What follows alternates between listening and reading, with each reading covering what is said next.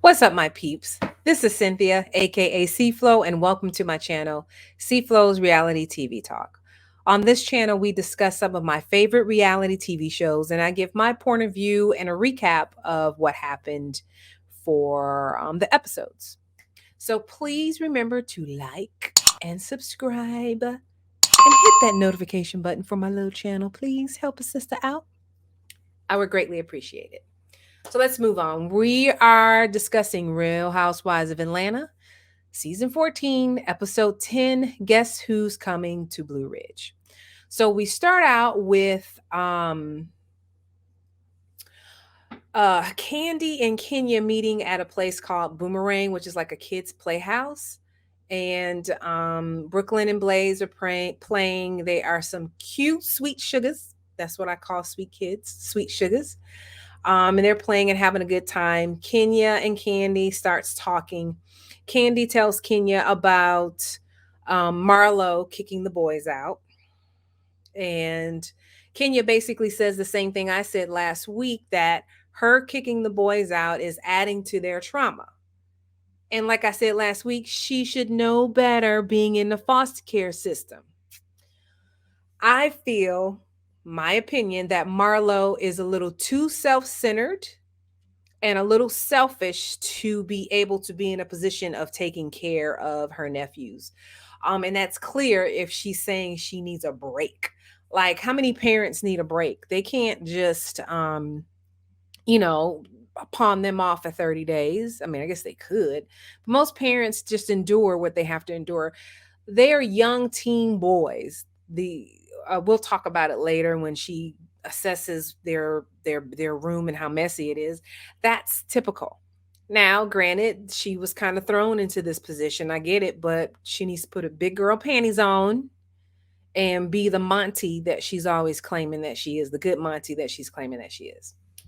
But anyway, um, Kenya proceeds to tell Candy about her business woes, and she's being affected by the supply chain issues that all businesses are experiencing. So she's trying to expand her business, get more people. She is expanding her business because she has some major contracts. I think she said with Walmart.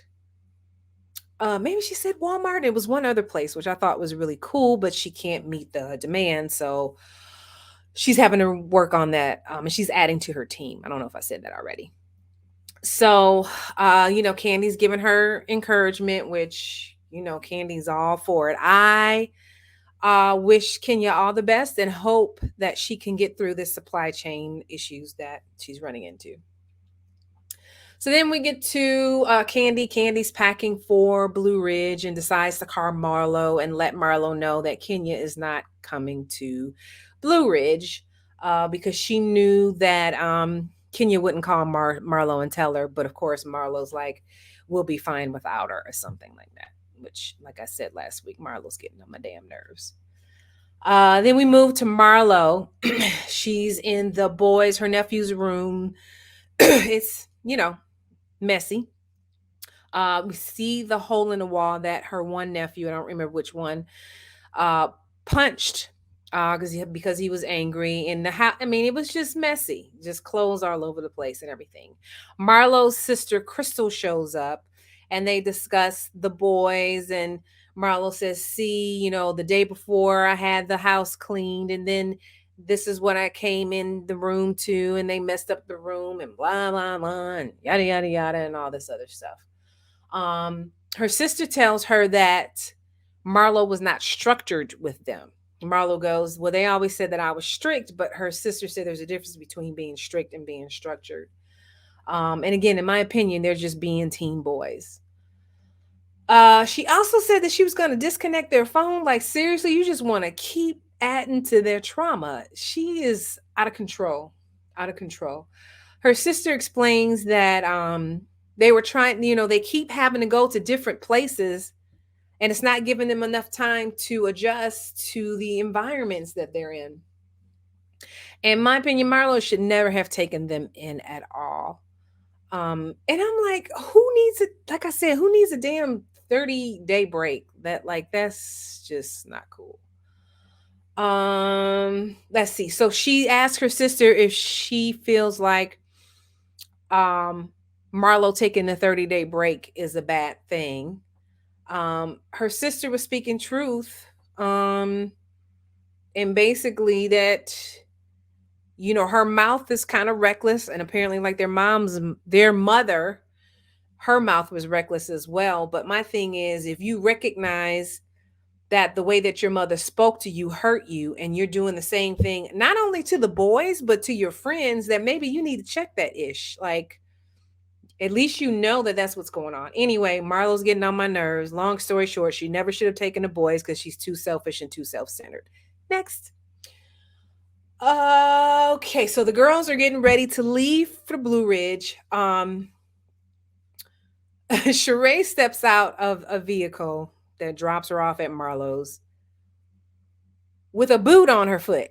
So apparently she went to go try on some shoes somewhere, and then her pinky toe got caught, and then she pushed her foot down, which I'm like, if your pinky toe was caught, why would you push your foot down? Anyway, she broke her foot, or her not her foot. She broke her pinky toe, so she has the boot on. Marlo and Sheree travels to Blue Ridge in a Rolls Royce. Um, Marlo sends an Ashton Martin to Kenya's house, not Kenya's house, Candy's house, where Drew and Moneta are there. So they all, and oh yeah, and then Marlo sends food from OLG for them to eat, some wings or something. They proceed to get into the Ashton Martin, about to grub on those chicken wings, and the driver says you can't eat in the car. So they get out of the car, tell the driver to wait. They go on to Candy's house. Like an hour later, they're done eating. So the driver was waiting out there for an hour. They get in the car and they're on their way to Blue Ridge. So they get to Blue Ridge.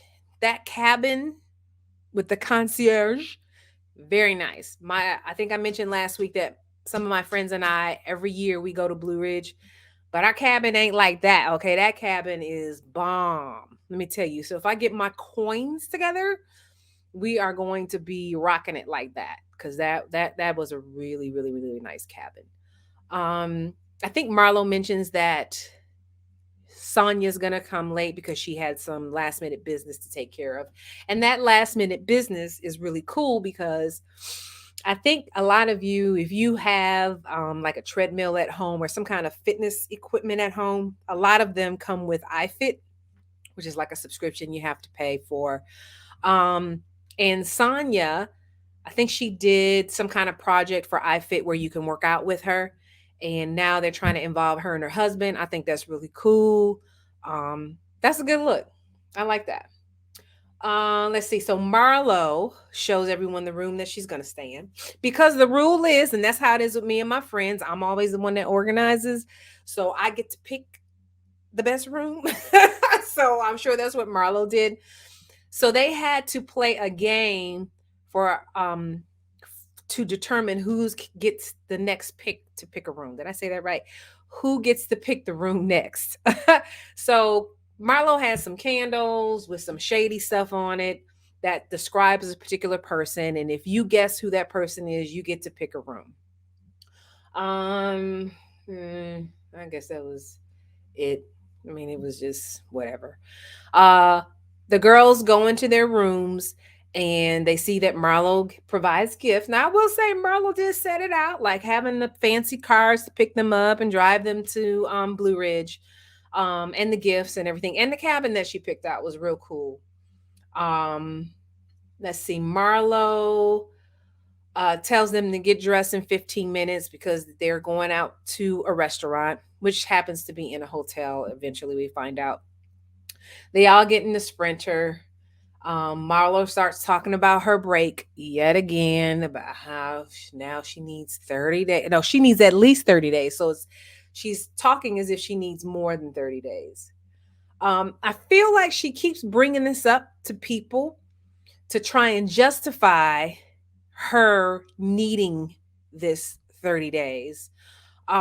because she keeps talking about it. So she's trying to even, and I think she's trying to even convince herself that that's a good thing to do, which we all know that's not cool at all. Let's see. They're eating at the hotel. Marlo says she wanted to see drunk Kenya. Um, let's see. Oh, and then she said she wanted to see Candy. My bad.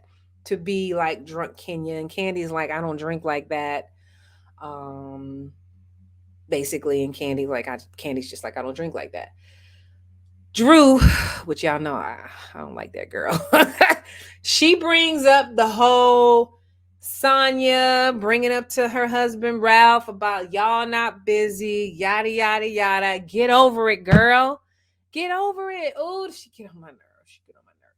But what I liked was Kenya shows up at the restaurant. Marlon tells Kenya, welcome, you look beautiful, all this other stuff. What she did, she looked cute. Kenya says she got her own house and she's gonna pretty soon that I guess Brooklyn's gonna be staying with her. Marlo says, Brooklyn's welcome to stay at the house. Sonya shows up and Drew says Sonya has issues. Let me back up. So before Sonya shows up, Drew starts talking about her issue with Sonya, and she says Sonya has an issue with me. I don't have an issue with Sonya. Drew just gets on my nerves, so I'm done with her. Let's see. Sonya shows up and she tells them about the whole I fit situation, which I think is great. So Marlo keeps asking Kenya, are you going to stay at the house? Everyone's trying to get Kenya to stay at the house. Kenya's like, I don't know. I already got my own house, that kind of thing. So then Marlo has a rule that says, if you can't participate in any of our activities if you're not staying at the house. Now listen, how old? You are how old? How old are you, Marlo? That's some high school-ish. Like that's some middle school, elementary school-ish. Now I kind of understand it, but still have some, I don't know, grow the F up. Because that is the stupidest thing. That just seems so childish to me. You let me know in the comments if you feel the same way. But that whole, you can't participate in any of our activities if you're not staying in the house is dumb as hell to me. It's just dumb. Let's see. And Kenya's like, well, hell, if that's the case, I'll take my ass home, which I don't blame her. I would go home too if these are your stupid ass rules. Let's see. So Kenya is trying to really have a serious conversation with Marlo, explaining why they're having these issues. Because I think Marlo asked her, I don't understand why we're not getting along. Kenya is she's in calm tone. She's maintaining low tones and trying to explain to Marlo how she feels. Marlo is interrupting as usual. Kenya is trying to maintain her composure and tell her, please let me finish. So basically, Kenya says, you can't be my friend and then do things to hurt me. And Kenya kept bringing up, you've always accused me of lying. You accuse me of lying about being pregnant. You accuse me of lying, I think she said, about getting married. And she accused her of lying about being sick. She said, I really was sick. And then Marlo's like, well, I really still don't believe that you were sick. So then, and then Kenya brings up that each of those times, in the past, that she has forgiven her. And she feels like her friendship is toxic. Marlo basically says Kenya's messing up the trip. And because Kenya's like, she's not going to commit to whether or not she's going to stay at the house. And to me, Marlo, you're messing up the trip. Okay? You're the one messing up the trip. So that was pretty much it. It was not too eventful. I mean, it was a decent episode, but it wasn't like last week, boy.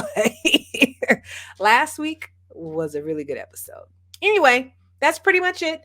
Let me know how you feel about the this episode in the comments. Please remember to like and subscribe and hit that notification button. Let your friends know about me. I mean, I ain't nothing fancy, but I think I have some pretty good opinions on what's going on with these ladies. Anyway, that's pretty much it. Until next time, peace.